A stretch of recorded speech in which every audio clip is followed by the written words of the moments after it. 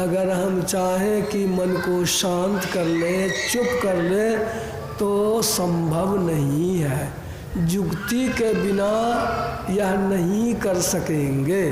यह जुक्ति है कि इसमें जो निकलती रहती हैं बातें, अगर आजकल की भाषा में कहें तो मनुष्य का मस्तिष्क कंप्यूटर की तरह है। कंप्यूटर से तरंगें निकलती रहती है, कितनी बातें उठती है, कितनी चली जाती है, ठिकाना नहीं है। ठीक इसी तरह से मन से भी बहुत बातें निकलती है। जपने के लिए बैठते हैं, मन भाग गया, भागा तो जरूर, लेकिन इसको लौटा करके, पकड़ करके फिर इसको अपने लक्ष्य पर लगाना है। यह जो लौटा करके एक सहारा होता है वह जप है। जप होता है ईश्वरवाची नाम, जिससे ईश्वर का बोध होता है। गुरु बतलाते हैं और उसको मनोयोग पूर्वक मन को लगा करके जप करना है। ये वाचिक जप, ये 3 तरह का जप हम लोग जान रहे हैं अभी। एक तो मुंह से बोल बोल के करते हैं, वाचिक जप है, और दूसरा है अपने बोलते हैं, ठोर उलटता पुलटता है, अपने ही सुनते हैं, दूसरा कोई नहीं सुनता है। तो इस जप को कहते हैं उपांशु जप। उसमें वाचिक जप से सैकड़ों गुना अधिक शक्ति आती है, क्योंकि इसमें मनोयोग अधिक होता है। इसलिए उपांशु जप को वाचिक जप से श्रेष्ठ माना गया है, और उससे भी हजारों गुना उत्तम है। मुख कर की मेहनत मिटी, सतगुरु करी सहाय, तो घट में नाम प्रगट भया, तो बक बक मरे बलाय। मन माला तो कर में फिरे, जीव फिरे मुखमाय, मनवा तो दह दिश फिरे, यह तो सुमिरन नाय। ऐसा सुमिरन कि मन के द्वारा ही, मन तत्व से ही हम उच्चारण करते हैं, जपते हैं, उसमें मन को लगाते हैं। लगाते लगाते मन तदाकार हो जाए, मंत्र रहे, मन रहे और जप रहे और कोई ख्याल नहीं रहे, तो वह मानस जप अच्छा होता है। गुरु महाराज ने कहा कि कोई 2 बार कर लेता है मानस जप, तो 4 बार भी कर सकता है। अभ्यास बढ़ा लेंगे, और बढ़ाते बढ़ाते अगर कोई 2 मिनट भी ठीक ठीक जप करता है, तो गुरु महाराज ने कहा कि मैं कहता हूँ कि वह बहुत ठीक करता है। ऐसे ही धीरे धीरे धारणा बढ़ेगी, यानी स्थिरता बढ़ेगी, जप में मन लगेगा। तो हम लोग चर्चा कर रहे थे जप की विधि की, लेकिन एक बात ख्याल कीजिए, मन को जप में लगाए, दृष्टि अगर चंचल है तो मन को रोक नहीं पाएंगे। इसलिए सांझ भये गुरु सुमिरो भाई, कैसे? सुरत अधर ठहराई, सुख मन सुरत लगाई के सुमिरो, मुखते रहु चुपाई। ये सुषमना में, यानी सिमटी हुई निगाह में अथवा अंतराकाश में अपने को रोकेंगे, ठहरावेंगे। सुरत अधर ठहराई, अधर मन शून्य, आकाश, आकाश में दृष्टि के सहारे टिकेंगे। गोया दृष्टि को अंदर में रख सकेंगे, बंद कर दृष्टि को फिर अंदर करें, अंदर में ठहर सकेंगे। तो जप करेंगे तो सही सही जप होगा। यानी कि जप करने की विधि जैसा गुरु महाराज ने कहा, लिखा, कोई बिरला, वो दूसरे संत ने कहा, कोई बिरला यही विधि नाम कहे। मंत्र अमोल नाम दुई अक्षर, बिन रसना रट लाग रहे। होठ न डोले जीभ न बोले, सुरत धरन दीढ़ाए गए। दिन और रैन रहे सुधि लागी, यही माला यही सुमिरन है। जन दूलन सतगुरु न बताए, ताकि नाव पार निभे। यानी सभी संतों की वाणियों में जप के द्वारा, कुछ शब्दों के द्वारा मन को रोकने की विधि है। यूँ तो लोग अपने मन से करेंगे तो कहेंगे कितने लोग लिखते हैं, मैं उतनी चर्चा नहीं करूँगा, समय नहीं है, कि ये मंत्र जितना छोटा होता है उतना अधिक शक्तिशाली इसलिए होता है कि उसमें मनोयोग अधिक होता है। मंत्र बड़े भी होते हैं, 100 अक्षर के मंत्र भी होते हैं। 1 अक्षर, 2 अक्षर, 3 अक्षर, 5 अक्षर, 8 अक्षर, 12 अक्षर, 16 अक्षर, 24 अक्षर, बहुत से मंत्र आप लोग जानते ही होंगे। ओम है, राम राम है, हम लोग जपते हैं, नमः शिवाय जपते हैं, नमो भग नारायणाय, ओम नमो भगवते वासुदेवाय, हरे राम, कितना अक्षर है।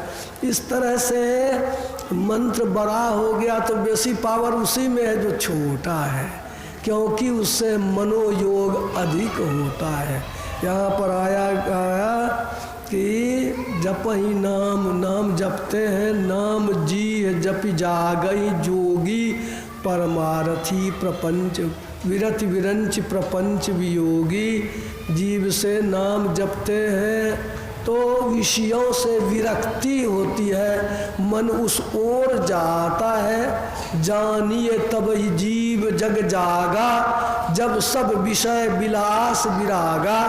विषयों से मन में विरक्ति हो तब जानना चाहिए कि जीव जगा है। आगे कहा कि जपहि नाम, जब साधक नाम जपहि लौ लाए।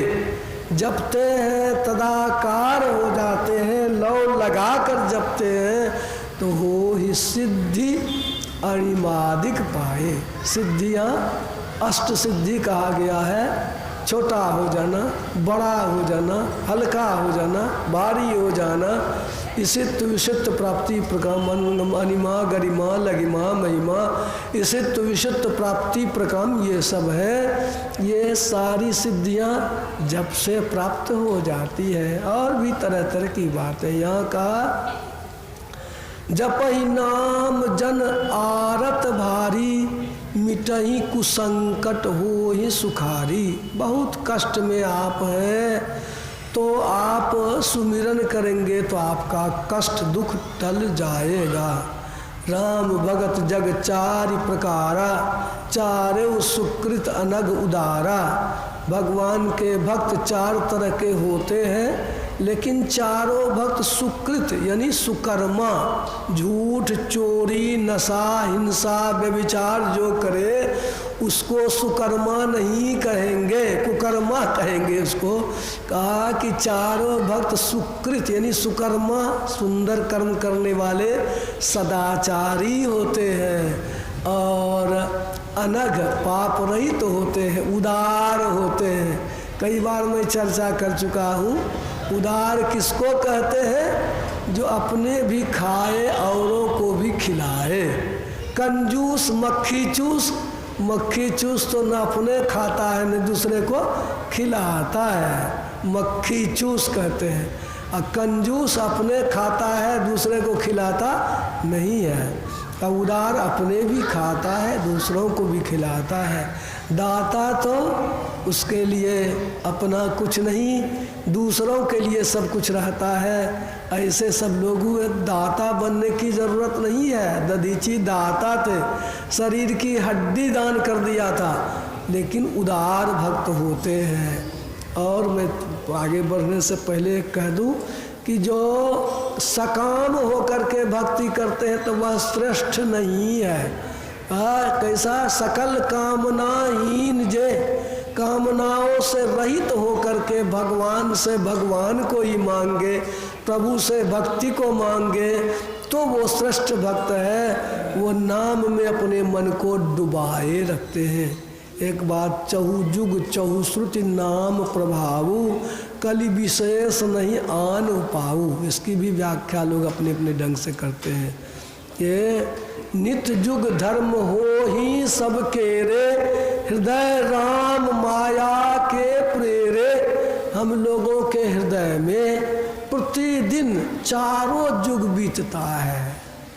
जहाँ अभी सत्संग में बैठे हुए हैं, अच्छे ख्याल में है, सत्वगुण की प्रधानता है। सत्वगुण में सतगुरु सतयुग सब जोगी विज्ञानी, सबके सब कथा में प्रेम से मन से लगे हुए हैं। योग साधना में ये सतयुग की स्थिति है। इसमें जब त्रेता कुछ काम करने की, यज्ञ करने की प्रवृत्ति हो गई, तो सतयुग में सत्वगुण के साथ रजोगुण का मिश्रण हो गया, उसको त्रेता कहते हैं। और तमोगुण भी थोड़ा आ गया तो उसको द्वापर कहते हैं। और कलयुग में केवल तमोगुण ही अधिक हो गया, रजगुण उसमें थोड़ा है और सत्वगुण तो नाम मात्र है। ऐसी स्थिति होती है जब मन में विक्षोभ, काम, क्रोध, लोभ, मोह वगैरह रहते हैं। उस समय में क्या कीजिएगा, बैठ के ध्यान करेंगे तो होगा। उस समय तो मन चंचल रहता है, उद्विग्न रहता है, लेकिन जप हो जाएगा, जप हो जाएगा। इसलिए कहा कलि विशेष। उस समय कलयुग में से जब आक्रांत रहते हैं, जब हमारे हृदय में कलयुगी प्रवृत्ति रहती है, उस समय जप ही आधार रहता है। इस तरह से सुमिरन करेंगे। जप करने के लिए कहा कि 4 तरह का जो भक्त है, एक सुना टका पैसा चाहने वाला, सुदामा जी जैसा, जो उसकी पत्नी ने कहा था कि हम वो जाइए, आपके दोस्त भगवान कृष्ण हैं। उसने कहा वो अमीर है, हम गरीब हैं, हम क्या जाएंगे। तो कहा नहीं, हमारा संदेश लेके जाइएगा और यही कहिएगा कि भगवान आप हैं। 2 एकादशी करते हैं लोग, दिन भर नहीं खाते हैं तो आप प्रसन्न हो जाते हैं। हम तो 15-20 दिन तक एकादशी करते हैं। महीना में 15-15 दिन हमको एकादशी हो जाता है। घर में आइए नहीं खाएंगे कोई चीज। वो कब रीझेंगे, यही संदेश कहिएगा। तो सुदामा जी को तो प्रत्यक्ष कुछ नहीं दिया, लेकिन घर पर सब कुछ कर दिया। सुदामा पुरी, द्वारकापुरी के जैसा बना दिया। आपने सुना ही, द्रौपदी का प्रसंग सुना, गजग्राह का प्रसंग सुनेंगे, और बहुत सारा प्रसंग है। मनोयोग पूर्वक सुमिरन करते हैं। हमारे आज भी जो सत्संगी लोग हैं कहते हैं, हम तो एक पूरे अब तो नहीं रहे दुनिया में, एक सत्संगी, बहुत पुराने सत्संगी कहे, हम तो ईश्वर को मानते नहीं थे, लेकिन परिस्थिति आई और लगा कि अब हमसे कुछ नहीं सफरेगा। सुमिरन किए गुरु महाराज की कृपा से, सारा मेरा विघ्न दूर हो गया, संकट टल गया। ये सुमिरन मनोयोग पूर्वक करते हैं, ये आर्त भक्त कहलाते हैं। दुख में, कष्ट में सुमिरन करते हैं। एक भक्त होते हैं जिज्ञासु। जिज्ञासु भक्त कैसे होते हैं? वो ईश्वर को जानने की इच्छा रखते हैं। वो ईश्वर को जानने की इच्छा रखने वाला भक्त, वो सांसारिक लोभ में नहीं पड़ता। नानक बाबा ने लिखा, वसुधा सपत दीप भरी सागर, मथि कंचन कारी लई जय, मेरे ठाकुर के जन इन्हुन बाछही, हरि मांगही हरि रसु दीजय। कहा कि संसार में जो समुद्र है उनको रत्नाकर कहा गया है, उसमें रत्न भरे हुए हैं। कहा सोना जितना है, जितने रत्न हैं सारे समुद्र का ले आइए, निकाल करके भक्त के सामने में रख दीजिए तो वह भक्त उसको नहीं चाहता है, वो भक्ति चाहता है। हरि माँ गई हरि रसु दीजय। आप लोगों ने सुना होगा एक भक्त थे राका और उनकी पत्नी वो साथ साथ जंगल के रास्ते जा रही थी। लकड़ी तोड़ना, काटना, बेचना और जो पैसा हो उससे गुजर करना, यही उनका कारोबार था। जंगल में पत्नी पीछे पड़ गई, वो आगे जा रहे थे। एक थैली थी पड़ी हुई सोने की, मुहरे भरी हुई। देखा तो राका को हो गया कि मेरी बीवी देख लेगी, उसको लोभ हो जाएगा, इसलिए वे मिट्टी में उसको ढकने लगे मिट्टी से। उधर से तब तक में वो आ गई उनकी पत्नी। कहा पतिदेव क्या कर रहे हैं? अब तो लजा गए, अब तो छिपाते क्या। कहा कि हम तो समझे कि तुमको कहीं लोभ नहीं हो जाए। कहा पतिदेव ये मिट्टी को मिट्टी से ढक रहे हैं, यह तो धन मिट्टी है न, ये पर द्रव्य सुनोष्ठवत, दूसरे का धन तो ढेला के समान है, ढेला को मिट्टी से ढक रहे हैं। तो राका ने कहा कि मेरा नाम राका है और तुम मुझसे भी आगे निकल गई, और तब से वो हो गई बांका। राका और बांका। गोया वो भक्त लोग बाहरी आकर्षण में नहीं, वो जिज्ञासु भक्त है नचिकेता। वो जमराज के पास जाता है, जमराज कहता है कि ले ले। क्या लेगा? राज देंगे, रमणियाँ देंगे, रथ देंगे, घोड़े देंगे, बाल बच्चे देंगे, स्वर्ग का सुख देंगे। ये बात मत पूछो, आत्मा का रहस्य क्या है। नचिकेता कितना दृढ़ है, एक भी नहीं छूता है, और वह दृढ़ होकर के उसी ईश्वर की भक्ति को मांगता है कि लगता है कि सबसे बेसी कीमती वही है। तब न आप इतनी चीज़ें दे रहे हैं, भक्ति नहीं दे रहे हैं, तो हमको भक्ति ही चाहिए। इस तरह से सुमिरन करेंगे, ठीक ठीक मनोयोग होगा, मन सिमटेगा, ये वाचिक जप हो जाएगा अजपा। मुख कर की वो जो मन ही मन जब जाप अपने आप होने लगे, उसका नाम है अजपा। मानस जप में मजबूती की बात, जाप मरे अजपा भी मरे तो अनहद भीतर में होता है, उसका ध्यान होता है। मानस ध्यान, जैसे मानस जप कहते हैं, अजपा भी ध्यान की ही बात हुई।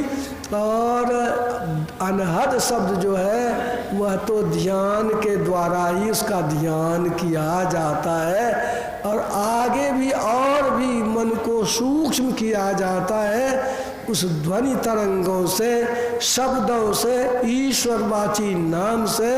और होते होते ये नष्ट होने वाला नाम, अगुण सगुण बिच नाम सुसाखी, उस नाम को जाना जाता है।